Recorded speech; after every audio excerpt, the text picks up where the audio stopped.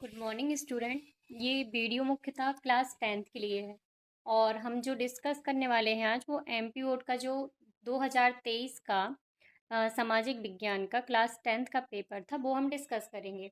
और पेपर के साथ साथ ही ये देखेंगे कि जो हमारे टॉपर्स हैं वो कैसे आंसर लिखते हैं। तो चलिए बिना समय गवाए स्टार्ट करते हैं सोशल साइंस का। और ये मैं हिंदी में लेके आई हूँ, मतलब जो टॉपर्स की कॉपी है वो मैं हिंदी वाली लाई हूँ, इसके बाद मैं इंग्लिश वाली भी लाऊंगी। इसके पहले हम ये देख चुके हैं कि पेपर कैसा आता है। हमने देखा था 75 मार्क्स का है और कितने क्वेश्चन आते हैं, क्या आते हैं, ये सारी चीज़ें हम देख चुके हैं। और आज हम फाइनली देख लेंगे कि पेपर कैसा आया था 2023 का और जो बच्चे ने टॉप किया उसने कैसा लिखा था। ठीक है। मैं अपना भी कुछ बताऊंगी कि कैसे लिखना है, क्या करना है, ये सारी चीज़ें। और इसके पहले तो हमने क्या देखा है कि जो क्या है सोशल साइंस का जो भी सिलेबस है, या फिर बोलें कि जो भी पेपर है वो कितने मार्क्स का आता है वो हमने देख लिया है। आज हम क्या देख रहे हैं कि जो टॉपर्स हैं उनकी कॉपी हम देखेंगे और एनालिसिस करेंगे कि हम मतलब कहाँ गलती करते हैं। आप भी आंसर देखेंगे अपने कि आपने कैसा लिखा है और टॉपर्स कैसा लिखता है। ठीक है, इससे थोड़ा सा वो होता है कंपैरिजन और हम क्या है अपना आंसर भी अच्छा लिखना सीखते हैं। तो कोशिश करिए कि इसमें जो आप टॉपर्स की कॉपी देखें तो उससे आप अपने आंसर जो हैं वो सुधारें। ठीक है। तो सबसे पहले क्वेश्चन आया था जो वो आया था बहुउद्देशीय परियोजनाओं से संबंधित है एक क्वेश्चन। क्वेश्चन क्या था? फर्स्ट क्वेश्चन है और ये क्या है, सही विकल्प। फर्स्ट क्वेश्चन है, इसमें क्या है, एक क्वेश्चन में क्या एक क्वेश्चन के अंदर कितने रहेंगे, 6 क्वेश्चन रहेंगे और 6 मार्क्स के रहेंगे। पहला क्वेश्चन क्या था कि निम्नलिखित में से कौन सा वक्तव्य बहुउद्देशीय नदी परियोजनाओं के पक्ष में दिया गया तर्क नहीं है। यहाँ देखना है कि कौन सा पक्ष में नहीं तर्क दिया गया है। तो ऑप्शन पढ़ते हैं। ऑप्शन है कि बहुउद्देशीय परियोजनाएं उन क्षेत्रों में जल आती है जहाँ जल की कमी होती है। सही बात है ना। बहुउद्देशीय परियोजनाएं तो आप समझते हो ना, जो बांध वगैरह बनते हैं, है ना, नदी पे, तो वो है। तो ये जल की कमी जहाँ होती है वहाँ पे जल आती है, ये तो बिल्कुल सही बात है। ठीक है, मतलब सही तर्क है ये। और फिर दूसरा क्या है, बहुउद्देशीय जो भी परियोजनाएं हैं वे जल बहाव को नियंत्रित करके बाढ़ पर काबू पाती हैं। सही है, क्योंकि जो डैम बनते हैं उसमें आपने देखा होगा कि गेट बंद रहते हैं, फिर अगर ज़्यादा जल भराव ना हो तो उसके गेट खोल दिए जाते हैं, तो ये क्या करती हैं, बाढ़ पर भी काबू पाती हैं। तो ये भी सही बात है। बहुउद्देशीय परियोजनाओं से बेहद स्तर पर विस्थापन होता है और आजीविका खत्म होती है। तो ये भी सही है ना। पर इसका आंसर भी यही होगा। अब देखिए कैसे, क्योंकि इसमें पूछा गया है। इसका आंसर, ये टिक लगा देती हूँ पहले ताकि कंफ्यूजन नहीं हो। इसका आंसर सी है। अब क्वेश्चन आपसे देखिए कि इसमें लिखा गया पक्ष में नहीं है, मतलब ये सी ऑप्शन सही तो है पर इसके पक्ष में नहीं है। विस्थापन होता है, आजीविका खत्म होती है, सही बात है, पर ये एक विपक्ष में तर्क है। तर्क क्या है, बहुउद्देशीय परियोजनाओं के पक्ष में भी हो सकते हैं और कुछ तर्क विपक्ष में भी हो सकते हैं, है ना, इसके विपक्ष में भी हो सकते हैं। तो ये जो तर्क है वो इसका विपक्ष वाला है। ठीक है, तो यही आंसर सही होगा। और फोर्थ ऑप्शन भी सही है। बहुउद्देशीय परियोजनाएं हमारे उद्योग और घरों के लिए विद्युत पैदा करती हैं, बिल्कुल सही बात है। ठीक है ना, जो जल विद्युत होती है। इसके बाद क्या है, इसके बाद सेकंड क्वेश्चन जो है वो क्या है, तो कौन सी फलीदार फसल है ना, कौन सी फलीदार फसल है। तो इसका ऑप्शन क्या है, आंसर क्या होगा, इसका आंसर होगा दालें। ठीक है, दालें क्या है, फलीदार फसल है। फलीदार फसल क्या होती है, ये जो नाइट्रोजन है ना फिक्सेशन के लिए यूज़ होती है।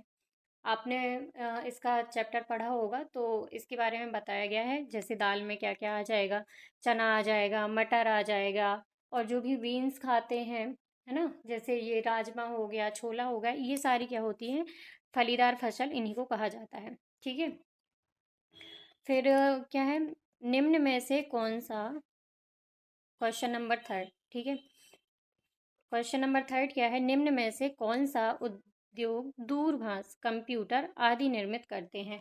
तो कौन करता है, स्टील उद्योग नहीं, इलेक्ट्रॉनिक नहीं, एल्यूमिनियम प्रेगनल नहीं, सूचना प्रौद्योगिकी, ये वाला आंसर सही है। ठीक है ना, दूरभाष और कंप्यूटर आईटी सेक्टर ही कहलाता है ना, ये वाला। ठीक है। फोर्थ क्वेश्चन क्या है, निम्न में से कौन सा राज्य हजीरा विजयपुर जगदीशपुर पाइपलाइन से नहीं जुड़ा है। निम्न में से कौन सा राज्य जो HVJ, इसको आप पढ़े पढ़े होंगे तो ये क्या है, HVJ पाइपलाइन, गैस पाइपलाइन है ना, तो इससे कौन सा राज्य नहीं जुड़ा है। ये ऑप्शन देखिए फिर बताइए, फिर इसकी मैं डिटेल भी बताऊंगी मैप के सहित, तो आपको ज़्यादा आसानी से समझ में आ जाएगा। ठीक है ना। कौन सा है, मध्य प्रदेश तो जुड़ा है, मध्य प्रदेश जुड़ा है, गुजरात भी जुड़ा है, मध्य प्रदेश जुड़ा है, गुजरात भी इससे जुड़ा है, और उत्तर प्रदेश भी इससे जुड़ा है, जबकि महाराष्ट्र इससे नहीं जुड़ा है। ठीक है ना, ये इससे नहीं जुड़ा है और इसमें पूछा गया है कौन सा नहीं जुड़ा है। ठीक है ना, तो ये ऑप्शन ऑप्शन कौन सा सही होगा इसका आंसर, इसका आंसर हो जाएगा महाराष्ट्र, क्योंकि इसमें पूछा गया है कौन सा नहीं जुड़ा है, तो महाराष्ट्र नहीं जुड़ा है। ठीक है। अब हम देखते हैं इसके बारे में, डिटेल देख लेते हैं। तो H फॉर हजीरा, H ये है, यहाँ पे हजीरा आता है गुजरात में, ये आता है H। ठीक है।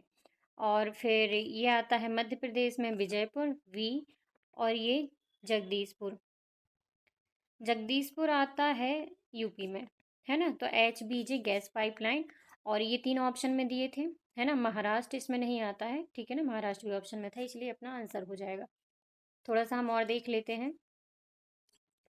तो ये जो है HBJ गैस पाइपलाइन है जो वो इंडिया में है, और इससे कौन कौन से राज्य लाभान्वित है, तो गुजरात है, गुजरात के बाद मध्य प्रदेश, फिर राजस्थान, राजस्थान भी आता है इसमें, यूपी हो गया, हरियाणा, और ये दिल्ली का क्षेत्र हो गया, है ना। ये कहाँ से कहाँ तक जाता है, तो फ्रॉम हजीरा गुजरात, है ना, H गुजरात से जाता है विजयपुर मध्य प्रदेश, फिर ये जाता है जगदीशपुर, जगदीशपुर, है ना, जगदीशपुर कहाँ पे है, यूपी में। तो HBJ आपको क्लियर हो गया होगा, हजीरा, विजयपुर और गुजरात, सॉरी, हजीरा, विजयपुर और जगदीशपुर। हजीरा कहाँ पे है, तो ये गुजरात में है, हजीरा गुजरात में है, विजयपुर कहाँ है, तो ये मध्य प्रदेश में है, और जगदीशपुर कहाँ है, तो ये यूपी में है। तो ये हो गई HBJ गैस पाइपलाइन, और ये कहाँ से नहीं गुजरता है, तो महाराष्ट्र से। और भी बहुत सारे स्टेट है जिनसे नहीं गुजरता है, किन किन से गुजरता है वो मैंने बता दिया है। इसमें हरियाणा और राजस्थान भी लाभान्वित होते हैं, दिल्ली भी आ जाएगा, NCT जो क्षेत्र है वो भी आ जाएगा। ठीक है, तो मध्य प्रदेश इसका आंसर हो जाएगा। अब देखते हैं नेक्स्ट क्वेश्चन क्या है, नेपोलियन से संबंधित एक क्वेश्चन। नेपोलियन का इटली पर हमला हुआ, तो नेपोलियन का इटली पर हमला कब हुआ, ये इसका आंसर है 1907 में, 1797। ठीक है। और ये जो आंसर है, ये मैं बताती हूँ, ये जो अपने वो दिए रहते हैं ना, इम्पोर्टेंट डेट्स दी रहती हैं, तो इसमें ये वाला आंसर आपको दिख जाएगा यहाँ पे। ठीक है ना, ये 97 वाला, 1797। ठीक है ना, जब नेपोलियन ने इटली पर वो किया था, तो नेपोलियन इन्वेड्स इटली। ठीक है, नेपोलियन वॉर्स बिगिन हो गए थे। फिर जी ये जो डेट्स होती हैं आपको बहुत बार पढ़नी होगी अच्छे से, और ये डेट्स आती हैं दो तीन से डेट, 2 या 3 डेट आती हैं आपकी, जो 30 नंबर के वो रहते हैं objective fill in the blanks, इसमें डेट आती हैं। तो जो ये डेट दी है ना आपकी बुक में, NCERT बुक में, ये आपको रिवाइज करते रहना है ना, जैसे भी चैप्टर हो जाए तो हर हफ्ते, या आप काम करना, जहाँ भी आप पढ़ते हो, जहाँ पे भी आप बैठते हो, वहाँ पे एक ये जो डेट्स हैं ये सारी लिखना और चिपका लेना, डेली इसका रिवीजन होगा तो आपको याद भी रहेगा। ठीक है। अब नेक्स्ट क्या है, नेक्स्ट है गांधी इरविन समझौता। ठीक है ना, गांधी इरविन समझौता हुआ था, तो ये कब हुआ था, ये हुआ था 5 मार्च 1931 को। गांधी इरविन समझौता जो हुआ था वो राउंड टेबल कॉन्फ्रेंस के लिए हुआ था, जब गांधी जी ने आंदोलन स्टार्ट किया था, जब सविनय अवज्ञा आंदोलन चल रहा था, सविनय अवज्ञा आंदोलन, सविनय अवज्ञा आंदोलन। ठीक है, तो ये कांग्रेस चला रही थी, और कांग्रेस क्या है कि गोलमेज सम्मेलन हुए थे, जो 3 गोलमेज सम्मेलन हुए थे ना, उसमें शामिल नहीं हुई थी। तो कांग्रेस को गोलमेज सम्मेलन में शामिल करने के लिए गांधी इरविन समझौता हुआ था। तो ये कब हुआ था, 5 मार्च 1931। ये देखिए 2 डेट आ गई। ठीक है ना, तो डेट आपको बहुत अच्छे से याद करना है। अब एक और क्वेश्चन था, ये 5 क्वेश्चन हुए हैं अभी, एक और क्वेश्चन है। 6 क्वेश्चन हो गए हैं, सॉरी। ये जो क्वेश्चन है ये कोलकाता बंदरगाह में बताऊंगी। ये देखिए, ये एक टॉपर की कॉपी है। इन्होंने आंसर कैसे दिए है वो आप देखिए, ठीक है ना। इन्होंने लिखा है, सबसे पहले तो इन्होंने दे दिया कि ये कौन सा है, प्रश्नोत्तर क्रमांक फर्स्ट है, ठीक है ना। ये डाल दिया, फिर इन्होंने सीधा सीधा किया है, वन का वन का इधर लिखते गए हैं, ये वन बना दिया, इधर टू, इधर थ्री, इस टाइप से आपको आंसर देने हैं, ठीक है ना। तो 1 नंबर का कौन सा है, ये फिर रोमन में लिखा है जैसा कि क्वेश्चन में लिखा था। ये देखिए, रोमन में लिखा है ना ये क्वेश्चन नंबर। ये देखिए, 1 लिखा है, फिर रोमन में लिखा है, इसका ऑप्शन कौन सा होगा, जैसे सा है। तो उन्होंने सीधा सीधा आंसर क्या दिया है, प्रश्नोत्तर क्रमांक यहाँ पे जैसे 1 डाल दिया, फिर यहाँ पे डाला है 1 का ऑप्शन कौन सा है, सा सही है, तो वो डाल के वो वाला आंसर लिख दिया। ऐसे ही आप लोगों को करना है। अब पूरा क्वेश्चन लिखने की ज़रूरत नहीं है, ना चारों ऑप्शन लिखने की ज़रूरत है, सीधे सीधे क्या लिखना है, तो प्रश्नोत्तर क्रमांक लिखना है और सीधा जो भी आपका आंसर है वो लिख देना है। फिर ये देखिए, सेकंड का आंसर क्या था, फलीदार फसल, तो ये क्या है, दाल है। फिर एक सूचना प्रौद्योगिकी वाला था, ये HVJ वाला आंसर है, महाराष्ट्र। फिर ये नेपोलियन से संबंधित क्वेश्चन था, और ये क्या है, सविनय अवज्ञा आंदोलन। तो ये देखिए, इन बच्चों, ये जो बच्चा है टॉपर, इसके साथ है ना, जो 6 क्वेश्चन है वो 6 के 6 क्वेश्चन सही है। इसमें मार्किंग नहीं दिखाते, मार्किंग हटा देते हैं, ठीक है ना। जो कॉपी डली है साइड में, मैं उसकी कॉपी दिखा रही हूँ, ठीक है। अब देखते हैं, अब आपके आ गए हैं रिक्त स्थान, है ना, ये दूसरा क्वेश्चन आ गया, इसमें भी 6, इसके अंदर 6 क्वेश्चन रहेंगे, ठीक है ना। तो क्वेश्चन देख लेते हैं, फिर हम आंसर देखेंगे। तो अफ्रीका में 1890 के दशक में कौन सी बीमारी, है ना, बहुत तेजी से फैली, ये आपको बताना है। तो इसका आंसर है रिंडर पेस्ट, ठीक है। ये देखिए, इसका आंसर है रिंडर पेस्ट। फिर है, औसत आय को आय भी कहा जाता है, जो औसत आय होती है, सेकंड क्वेश्चन, तो उसको और क्या कहा जाता है, तो औसत आय को कहा जाता है प्रति व्यक्ति आय, ठीक है।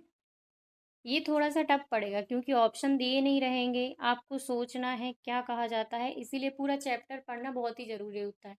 ये जो चैप्टर है ना, उसके बीच बीच से क्वेश्चन आए हैं, हालांकि ये बहुत ही इंपॉर्टेंट टर्म होते हैं जो भी आते हैं, पर आपको पढ़ना तो वैसे ही है, बुक पढ़ोगे तभी ये चीज़ें याद रहेंगी, ठीक है ना। तो इसका रेंडर पेस्ट हो गया फर्स्ट वाले का आंसर, सेकेंड वाले का आंसर क्या हो जाएगा, प्रति व्यक्ति आय। तृतीय क्षेत्र को कहा जाता है, क्या कहा जाता है, इसको कहा जाता है सेवा क्षेत्र कहा जाता है ना। तृतीय क्षेत्र को क्या कहा जाता है, सेवा क्षेत्र कहा जाता है। क्षेत्र पढ़े होंगे आपने, प्राथमिक, द्वितीय, तृतीयक, है ना।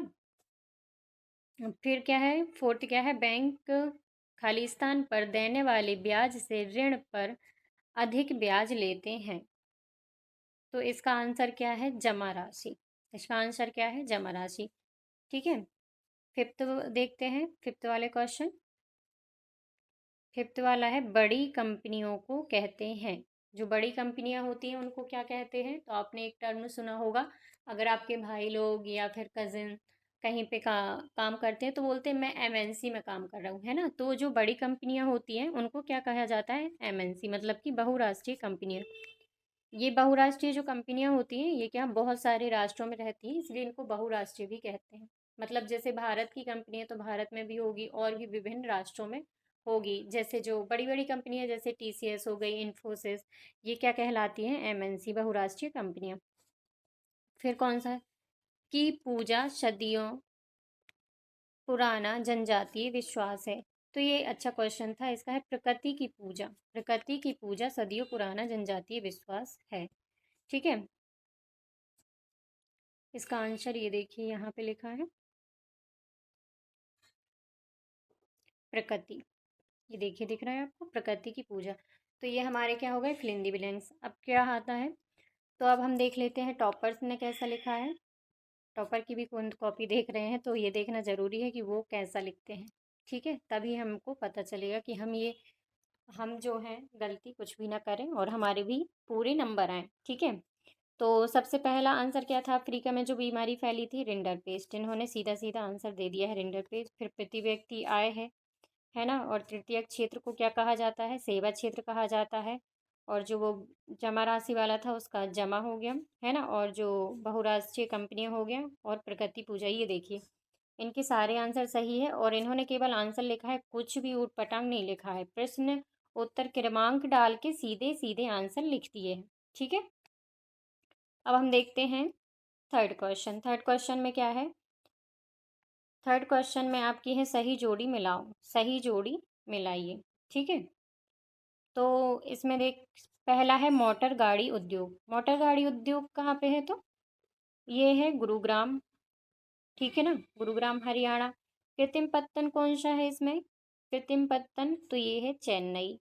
ठीक है, क्योंकि बाकी तो ये दो डेट हैं, तो ये तो हो नहीं सकता, प्रतिरक्षा भी नहीं हो सकता, इसीलिए ये हो गया इसका आंसर चेन्नई, सेकंड वाले का। ठीक है, ये फर्स्ट वाले का हो गया, ये सेकंड वाले का। नेपोलियन की हार, तो नेपोलियन की हार आपको पता होगा 1815 में हुई थी, है ना। और नेपोलियन से दो क्वेश्चन आ चुके हैं। एक तो नेपोलियन ने इटली पर कब वो किया था, आक्रमण किया था, है ना। और ये आ गया कि नेपोलियन की हार कब हुई है, तो ये हो गया 1815। फिर रॉलेट एक्ट कब आया था, तो ये आया था 1919 में। ठीक है, रॉलेट एक्ट की भी कहानी, आधुनिक भारत को आप अगर कहानी के रूप में पढ़ेंगे तो आपको सब याद होता जाएगा, है ना। रॉलेट एक्ट कब आया था, जब प्रथम विश्व युद्ध चल रहा था, तो बिना अपील के, बिना, इसको रॉलेट एक्ट को पता है क्या कहा गया था, बिना अपील बिना वकील वाला कानून कहा गया था, क्योंकि किसी को भी शक के आधार पे जेल में डाल दिया जाता था, इसलिए इसका बहुत विरोध हुआ था, है ना। और उसी के बाद फिर जलियांवाला कांड होता, जलियांवाला का बाग जो है ना, उसका कांड होता है, इसी के बाद होता है। फिर क्या है, जेम्स वॉट, तो जेम्स वॉट ने क्या है, तो भाप भाप इंजन की खोज की थी। ठीक है ना। और संघ सूची में क्या है, प्रतिरक्षा विषय जो है वो संघ सूची के अंतर्गत आता है। ठीक है, अब हम टॉपर्स की देख लेते हैं कि इन्होंने क्या लिखा है। तो इन्होंने मैचिंग बताई है, देखिए मोटर गाड़ी उद्योग का है गुरुग्राम में, कृत्रिम पत्तन का है चेन्नई में, नेपोलियन की हार 1815, रोलेक्ट एक्ट 1919, जेम्स वॉट भाप का इंजन, संघ सूची प्रतिरक्षा। तो ये आपको मैचिंग कैसे करना है, मैचिंग में दोनों को लिखना है, सीधे आंसर नहीं लिखना है। ठीक है ना, मैचिंग में दोनों लिखेंगे आमने सामने। और आप ये मैचिंग में एक बात याद रखिए, वैसे आप लोग बड़े हो गए हैं तो नहीं करते होंगे, इस टाइप से बिल्कुल नहीं करना कि पूरा वो जैसे लिखा है लिख दिया, फिर ऐसे ऐसे मिला रहे हैं, तो ये बहुत गलत है ना। कॉपी भी बहुत गंदी दिखती है, और चेक करने वाले का दिमाग भी खराब हो जाता है। फिर फोर्थ क्वेश्चन क्या है आपका, फोर्थ क्वेश्चन हम देखते हैं सत्य और असत्य। ठीक है, सत्य और असत्य देख लेते हैं। लोकतंत्र, फर्स्ट क्वेश्चन क्या है, लोकतंत्र में सभी नागरिकों को एक वोट का अधिकार है। सही बात है, एक नागरिक है तो एक ही वोट देगा, बिल्कुल सत्य है। हरियाणा राज्य की प्रति व्यक्ति आय सबसे अधिक है, तो ये भी सत्य है। आप बुक में पढ़ेंगे तो आएगा, बाकी ये करंट आधारित क्वेश्चन भी हो सकता है ना, अभी भी, है ना। मनरेगा जो है 2005 में लागू हुआ, तो ये भी सही है ना। 2005 में ही इसको क्या किया गया, लागू किया गया, तो ये भी क्या हो गया, सत्य हो गया। ठीक है, ये थोड़ा सा राइटिंग बेकार आ गई, सत्य। ठीक है, हालांकि इसमें देखिए, यहाँ पे पास लिखा है और यहाँ पे लागू, तो इसमें भी थोड़ा सा माइनर मिस्टेक है। पास हुआ था 2005 में, पर लागू हुआ था 2006 में, ऐसा भी हो सकता है क्वेश्चन। पर ठीक है, इसमें देखिए इंग्लिश और में देखा जाए तो पास ही लिखा है, और हर जगह डेट है ना 2005 ही आती है, तो वही होता है ना। 2005 ही सही रहेगा इसका।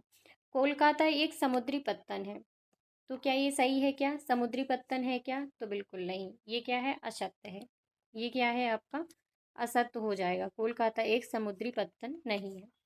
ये क्या है, तो कोलकाता के बारे में मैं थोड़ा सा आपको बता देती हूँ डिटेल में। जो कोलकाता बंदरगाह है, तो देश का एकमात्र नदी बंदरगाह है।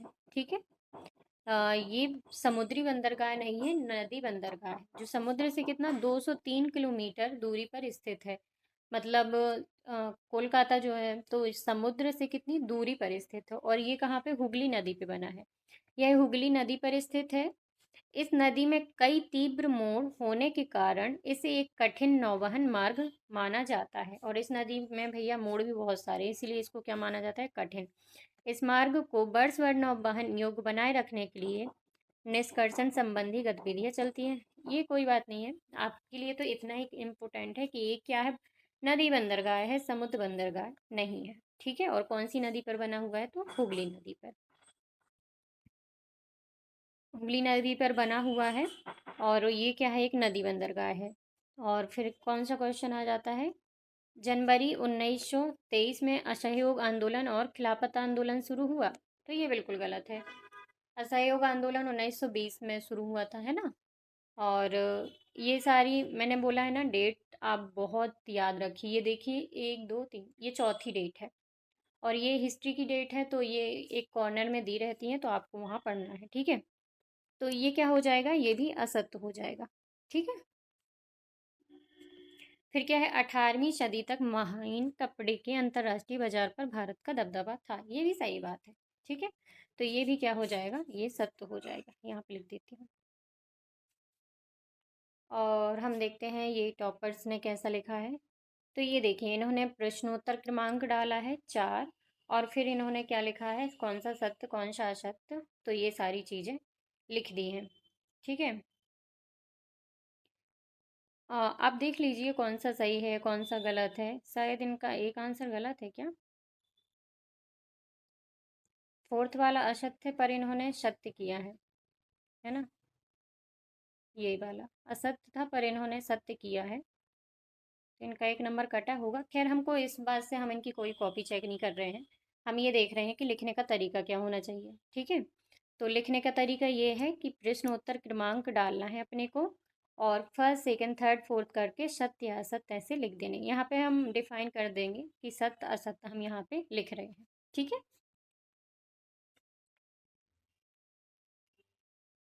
फिर क्या है? एक वाक्य में आपको उत्तर देना है। एक वाक्य में उत्तर देना है। तो सबसे पहले, वह शासन व्यवस्था जिसमें एक ही समय में दो या दो से अधिक सहयोगी राजनीतिक दलों द्वारा गठित सरकार क्या कहलाती है? जब क्या हो, किसी भी एक दल की सरकार नहीं आए, क्या दो या दो से अधिक सहयोगी राजनीतिक दलों द्वारा गठित सरकार, है ना, तो उसको क्या कहलाते हैं? उसको कहते हैं गठबंधन की सरकार, है ना। अभी भी अगर देखें, जो वर्तमान में मैं जो वीडियो बना रही हूँ, उस टाइम पे भारत में बीजेपी की सरकार है, और वो सहयोगी सरकार है ना, दो दल और इनके सहयोगी हैं। तो इस सरकार को क्या बोलेंगे? गठबंधन की सरकार बोलते हैं, और इसका एग्जैक्ट जो शब्द रहेगा वो गठबंधन सरकार रहेगा। ठीक है, और टॉपर्स, ये हम बाद में देखें तो ज़्यादा सही रहेगा, है ना, टॉपर्स की कॉपी का। अभी हम इसके आंसर जान लेते हैं क्या होंगे। ठीक है ना, उस प्रक्रिया को, सेकंड वाला देखिए, उस प्रक्रिया को क्या कहते हैं जिसमें लोग ग्रामीण क्षेत्रों से शहरों की ओर पलायन करते हैं? तो उस प्रक्रिया को क्या कहते हैं? जब गांव से लोग शहरों में जाते हैं तो क्या कहते हैं? शहरीकरण। उसको क्या कहते हैं? शहरीकरण कहते हैं। सामाजिक विभाजनों का प्रमुख आधार है। क्या है आधार? सामाजिक विभाजन, हमारे समाज में जो हम बंटवारा देखते हैं वो किस आधार पे होता है? तो जाति के आधार पर, है ना, जाति के आधार पर, है ना, धर्म के आधार पर, और भी बहुत सारे ऑप्शन है, आंसर हो सकते हैं। देखो, लिंग के आधार पर भी हम सामाजिक विभाजन करते हैं। लिंग मतलब स्त्री पुरुष के आधार पर भी समाज में विभाजन होता है। जाति, धर्म, शिक्षा के आधार पर भी समाज में विभाजन होता है ना। तो इसके बहुत सारे आंसर आ सकते हैं, पर मेनली अगर देखा जाए तो जाति धर्म के नाम पर विभाजन बहुत होता है। ठीक है, फिर किन्हीं दो देशों के आपको नाम बताने हैं जहाँ पे मजबूत लोकतंत्र है। तो जो नॉर्मली नाम जो है वो आप लिख सकते हैं। नॉर्वे हो गया, स्वीडन हो गया, है ना। ये देखिए,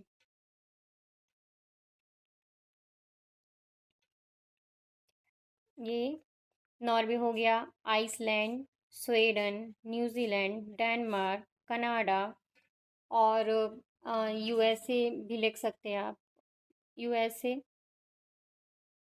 यूएसए लिख सकते हैं आप, एक तो भारत ही हो गया, ठीक है ना, बहुत सारे देश हैं, तो आपको जो अच्छा लगे आप वो देश लिख सकते हैं। फिर कौन सा है?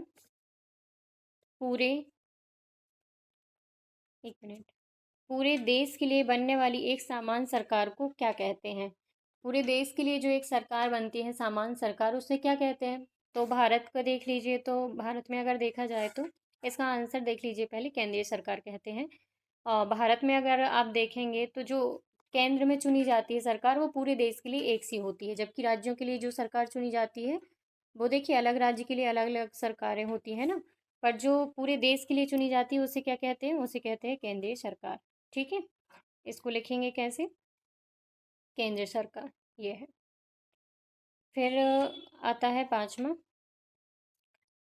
छठवां आता है, नागरिकों की गरिमा तथा स्वतंत्रता को बनाए रखने के लिए कौन सी शासन प्रणाली उत्तम है? तो कौन सी शासन प्रणाली उत्तम है जिसमें नागरिक स्वतंत्र रहते हैं, उनको बोलने का अधिकार मिलता है? तो वो क्या है? लोकतंत्र, है ना। लोकतंत्र में ही हमारा भारत क्या है? एक लोकतांत्रिक देश है, जिसमें आपको जो धर्म अपनाना है वो अपनाइए, जो पहनना है पहनिए, आपको कोई रोक टोक नहीं है ना। तो ये क्या है? लोकतंत्र के लक्षण होते हैं, स्वतंत्रता जिसमें पूरी तरह मिलती है, ये है लोकतंत्र। टॉपर्स ने कैसा लिखा है? तो इन्होंने बकायदा आंसर दिए हैं, क्योंकि इसमें लिखा था एक वाक्य में उत्तर लिखना है। तो इन्होंने कैसा लिखा है? इन्होंने लिखा है कि वह शासन व्यवस्था, फर्स्ट वाले का आंसर है ना, गठबंधन सरकार जिसमें बोला था अपन ने, तो वह शासन व्यवस्था जिसमें एक ही समय में दो या दो से अधिक सहयोगी राजनीतिक दलों द्वारा गठित सरकार शासन करती है, उसको क्या कहते हैं? गठबंधन सरकार कहलाती है। ठीक है, गठबंधन सरकार कहलाती है। फिर जो शहरीकरण आंसर था उनको कैसे लिखा है इन्होंने? उस प्रक्रिया को नगरीकरण, या फिर उन्होंने शहरीकरण, दोनों शब्द लिखे हैं। देखिए कि अगर ये शब्द सही नहीं है तो ये जो भी उचित लगे वो उन्होंने लिख दिया है, और शहरीकरण को उन्होंने ब्रैकेट में कर दिया है। उस प्रक्रिया को नगरीकरण, शहरीकरण कहते हैं जिसमें लोग ग्रामीण क्षेत्रों से शहरों की ओर पलायन करते हैं। ठीक है, सामाजिक विभाजनों का क्या आधार है? तो जाति है, लिंग है, क्षेत्रीयता है। ठीक है, फिर दो देशों में जो मजबूत लोकतंत्र है उनका इन्होंने आंसर भारत, बेल्जियम, और मैंने बहुत सारे बताए थे, नॉर्वे, स्वीडन, डेनमार्क, यूएसए, ये सारे भी लोकतंत्र देश हैं। ठीक है, पूरे देश के लिए बनने वाली एक समान सरकार को संघ या केंद्र सरकार कहते हैं। ये इन्होंने देखो कितना खूबसूरती, संघ भी लिखा है और केंद्र भी लिखा है, मतलब दोनों को इन्होंने बता दिया है। ठीक है, फिर क्या है? नागरिकों की गरिमा तथा स्वतंत्रता को बनाए रखने के लिए कौन सी शासन प्रणाली उत्तम है? तो लोकतांत्रिक शासन प्रणाली। ठीक है, अब इसके बाद क्या है? ये हमने क्या है, 30 नंबर के जो क्वेश्चन है ना, आ, वो हमने कर लिए हैं। अब क्या है, वीडियो बहुत ज़्यादा लंबा खिंच रहा है, तो आप लोग भी ज़्यादा देर तक मतलब नहीं रह सकते मुझे, इसीलिए मैं है ना, थोड़ा जो इसके आंसर है ना, आप कौन से, जैसे 2 मार्क्स, 3 मार्क्स, तो वो मैं क्या है बाद में बताऊंगी। अभी तो आपने क्या है कि जैसे देख लिए हैं आपने एमसीक्यू, मतलब जो 30 नंबर का पोर्शन है वो हमने कर लिया है, और इससे आपको एक वो देखा होगा कि क्या आते हैं क्वेश्चन। हिस्ट्री में आपने देखा होगा डेट वगैरह बहुत अच्छे से पढ़ लेना, है ना, वन वर्ड, और क्या बोलते हैं, फिल इन द ब्लैंक्स। इसमें क्या है, आपको अगर शब्द याद आ गया तो वो आपसे बनेगा, नहीं तो नहीं बनेगा। और ये कैसे होगा? अगर आप बुक को बहुत अच्छे से पढ़ेंगे। ठीक है, और हिस्ट्री में डेट बहुत अच्छे से याद कर लेना, और बुक की रीडिंग ज़रूर करना। होप सो समझ में आया होगा। इसके बाद हम 2 मार्क्स, 3 मार्क्स, 4 मार्क्स के क्वेश्चन करेंगे, और एक मैप वाला क्वेश्चन देखेंगे। ठीक है, और थैंक यू फॉर वॉचिंग।